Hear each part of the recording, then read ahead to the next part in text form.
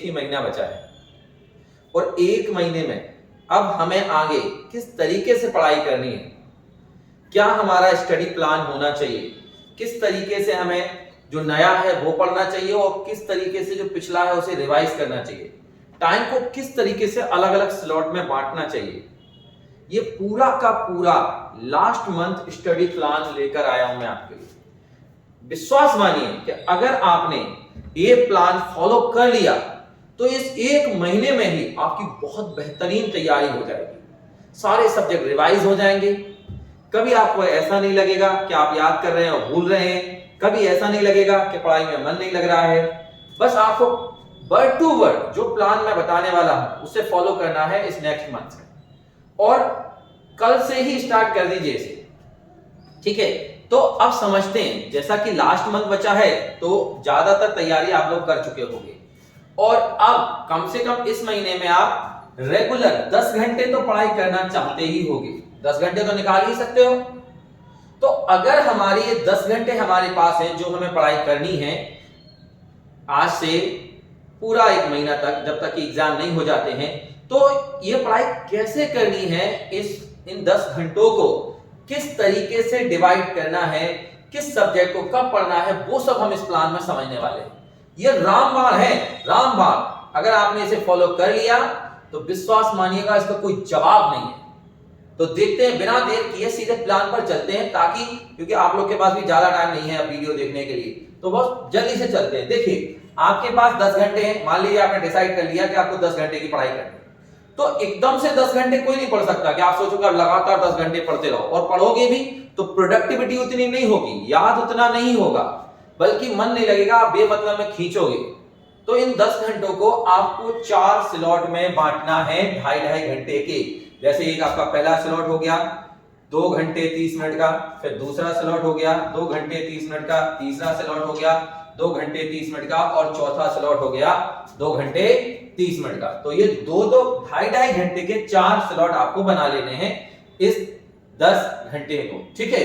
अब आपको करना सिर्फ इतना है कि जब शुरुआत में, जैसे आपका पहला स्लॉट 2.5 घंटे का है, तो इसमें आपको 2.5 घंटे पढ़ने की जरूरत नहीं है, केवल 2 घंटे पढ़िए, केवल 2 घंटे। और उसके बाद जो 30 मिनट बचते हैं उसमें आप कुछ भी करते रहिए, कुछ भी। आप म्यूजिक सुन लीजिए, आप थोड़ा सा रेस्ट कर लीजिए, आप बाहर घूम आइए, 30 मिनट आपके पास खाली है। इन 30 मिनट से क्या होगा कि आप फिर से रिजुविनेट हो जाएंगे, मतलब फिर से उतने ही एनर्जेटिक हो जाएंगे पढ़ाई करने के लिए। फिर अगले 2 घंटे के अगले स्लॉट में 2 घंटे पढ़ाई करिए, उसके बाद अगले स्लॉट में 2 घंटे पढ़ाई करिए और 30 मिनट मिल जाएंगे, और फिर अगले 2 घंटे में 2.5 घंटे में 2 घंटे पढ़ाई करिए और 30 मिनट आपको मिल जाएंगे आराम करने के लिए। कई बार ऐसा भी हो जाता है कि हो सकता है कि आपका मन लग रहा है तो आप 2.5 घंटा पढ़ लीजिए, तो इसमें थोड़ा कम पढ़ लीजिए।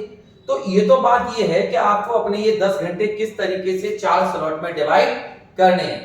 अब जब ये 10 घंटे आपने डिवाइड कर लिए तो सवाल आता है कि किस सब्जेक्ट को कितना समय दें और कब किस सब्जेक्ट का रिवीजन करें। तो उसके लिए भी एक बेहतर तरीका है।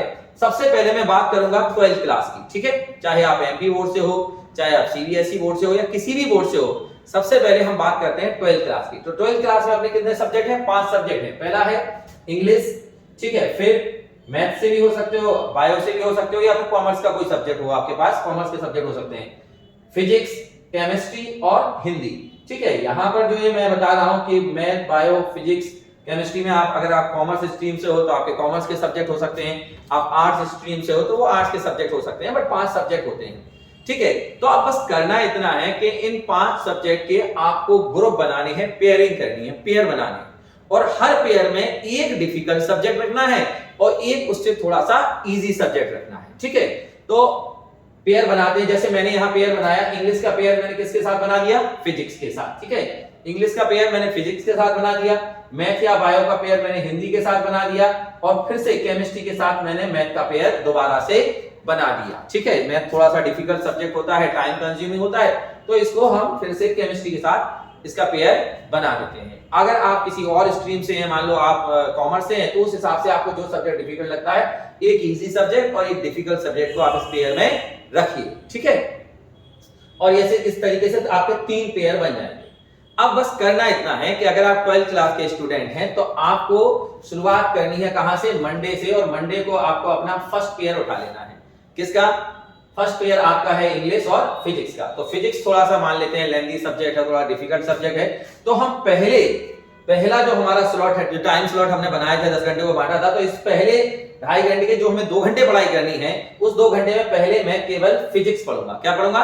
फिजिक्स। कठिन वाला सब्जेक्ट मैं पढ़ लूंगा, मान लो मैं फिजिक्स पढ़ लूंगा पहले इन 2 घंटों में, ठीक है।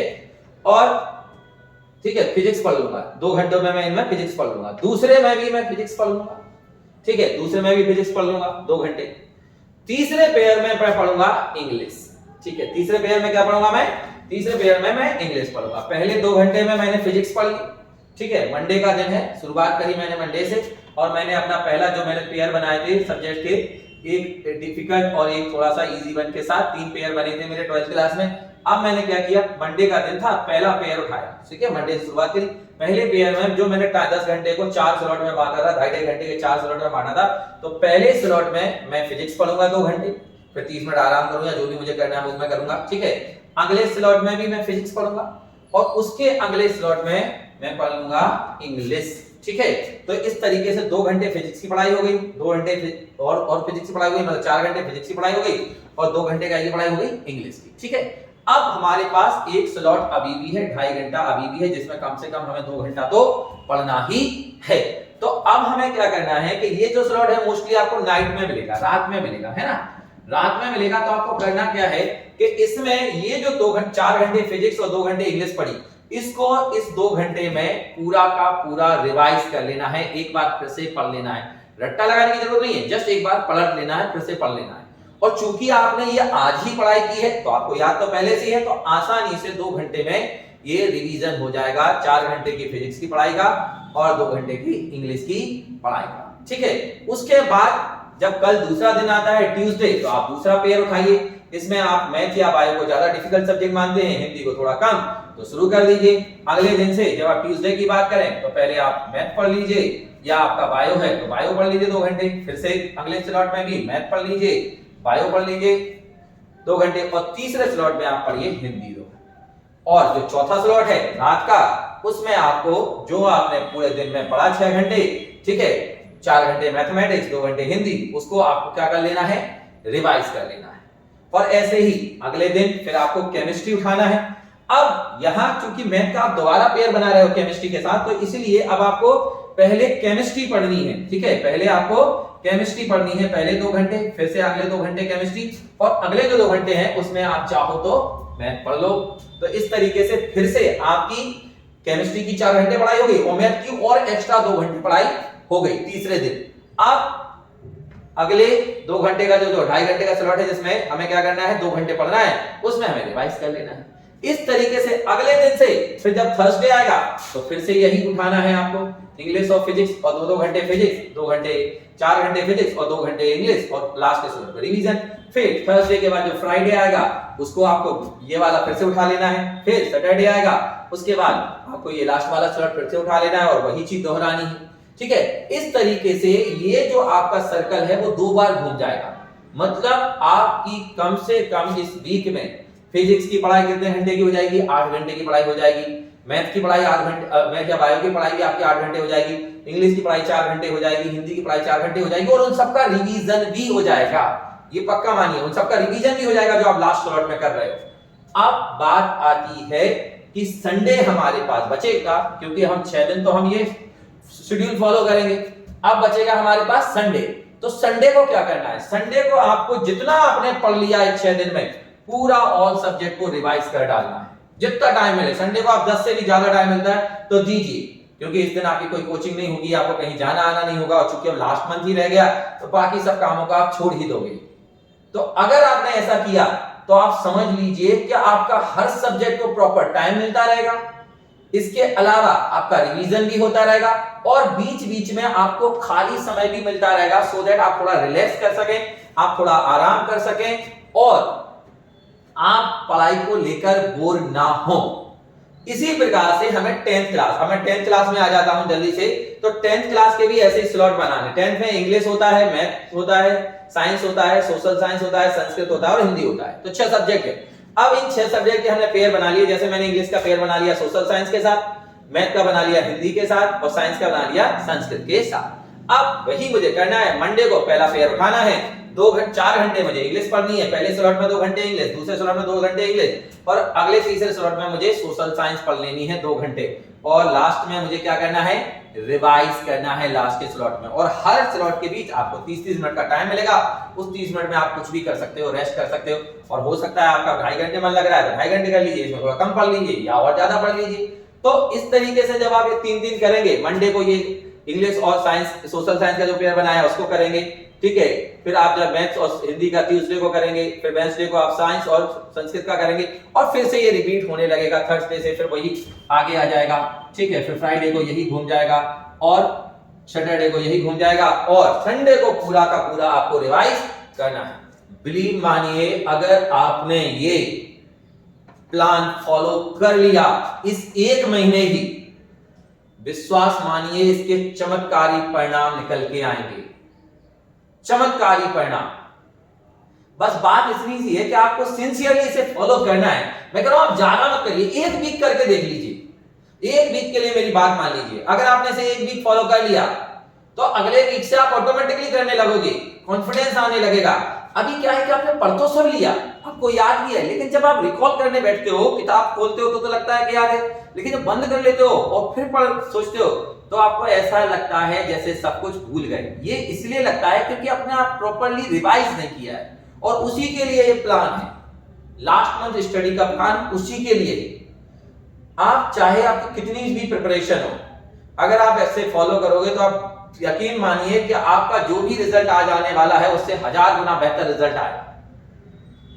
तो बस इस वीडियो को देखते ही प्रॉपर्ली अपने ग्रुप बना लीजिए, अपने टाइम स्लॉट को बांट लीजिए और जरूरी नहीं है कि ये 2.5 घंटे लगातार हो सकता है सुबह आपको 2.5 घंटा, मान लो आप 4 बजे तक जाते हो सुबह, तो 4 बजे से 6:30 बजे तक 2.5 घंटा हो गया।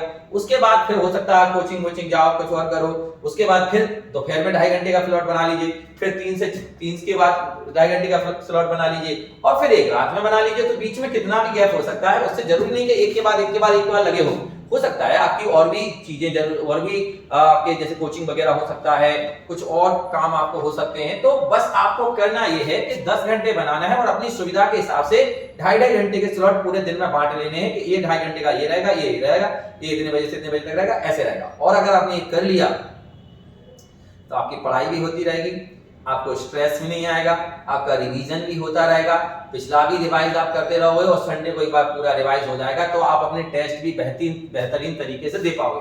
अभी तो क्या होता है कि संडे को एकदम से टेस्ट आ जाते हैं तो कई बार तो कई बच्चे टेस्ट देते नहीं है, क्या यार और सारे सब्जेक्ट के टेस्ट कैसे देंगे, क्यों? क्योंकि उनकी एक ही सब्जेक्ट की तैयारी होती है, एक ही जिसका टेस्ट होता है उसके लिए लगे रहते हैं। लेकिन अगर इस प्लान को फॉलो करोगे तो क्या होगा, सारे सब्जेक्ट की तैयारी होगी, आप किसी भी सब्जेक्ट का टेस्ट आसानी से दे सकते हो।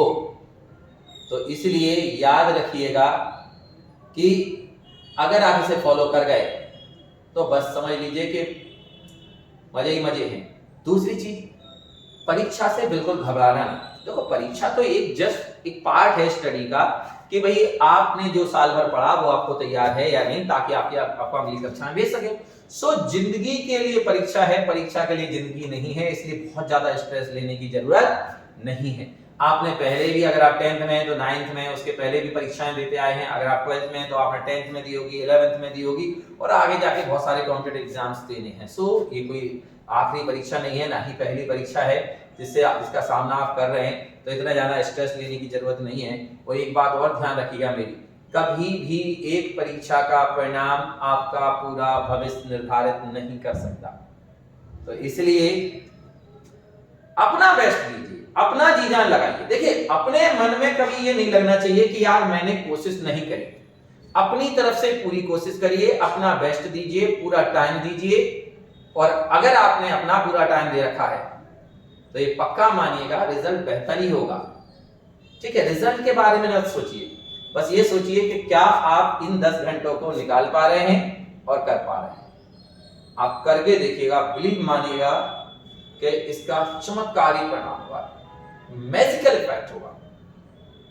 ठीक है, तो लग जाइए। और अगर कोई भी क्वेरी है, कोई भी सवाल है पेपर से लेकर परीक्षा परीक्षा कैसे दें, कि और कोई तैयारी से रिलेटेड कोई सवाल है तो वो तुम मुझे कमेंट में बोल सकते हो, मैं उसका जवाब दूंगा। अगर आपकी कोई समस्या है तो मैं उस पर अगला वीडियो बना के दूंगा या फिर क्लास में बताऊंगा। सो बिल्कुल भी डरने की जरूरत नहीं है, लग जाइए, बस इस प्लान को फॉलो कर लीजिए, समझ लीजिए कि आपका रिजल्ट कई गुना बेहतर होने वाला है। ठीक है, चलो तो लग जाइए, और मैं आपके साथ हूं, डरने की जरूरत नहीं है, विश्वास रखिए। देखिए, विश्वास से बड़ी ताकत कहीं नहीं है, सबसे बड़ी ताकत विश्वास में होती है ना। विश्वास से कहते हैं ना, मन के हारे हार है और मन के जीते जीत। सब मन के ही हारे है, अगर मन में आपने हार मान ली तो हार है, और जीत मान ली तो जीत है। तो इसलिए लग जाइए, है ना, हार नहीं मानना है। जब तक हम कोशिश कर रहे हैं, जब तक हम लगे हुए हैं, तब तक हम हारे नहीं हैं। क्या पता लास्ट मोमेंट में भी चीजें बदल जाती हैं। तो अभी वक्त आपके हाथ में है ना। आप इसको एक महीना नहीं, आप ऐसे देखें कि कितने घंटे हैं, कितने मिनट हैं, कितने सेकंड हैं। अगर आप ये सोच के लग जाएंगे तो आप देखिएगा आपका मोरल बहुत ज्यादा बूस्ट होगा, आपका उत्साह आसमान पर होगा। और पिछला क्या हो गया उसके बारे में मत सोचिए, उससे बस लेसन लीजिए कि पहले जो नहीं किया वो अब अगले महीने में, इस महीने, एक महीने में करना है। क्योंकि अगर पास्ट को सोचते रहोगे तो कुछ नहीं होगा, केवल पढ़ते समय पीछे के पन्ने देखते रहोगे तो कुछ नहीं होगा। आगे बढ़ते जाइए, एक एक कदम चलते जाइए, एक एक लेसन निपटाते जाइए। अरे एक निपट गया तो इतना खुशी तो होगा कि जेब में कुछ आया, तो कुछ कमाया, तो कुछ याद तो किया, तो वो भी ऑटोमेटिकली कॉन्फिडेंस बढ़ेगा और अगले के लिए आगे बढ़ोगे। तो बस इस प्लान को फॉलो करिए और फिर देखिए कितना बेहतर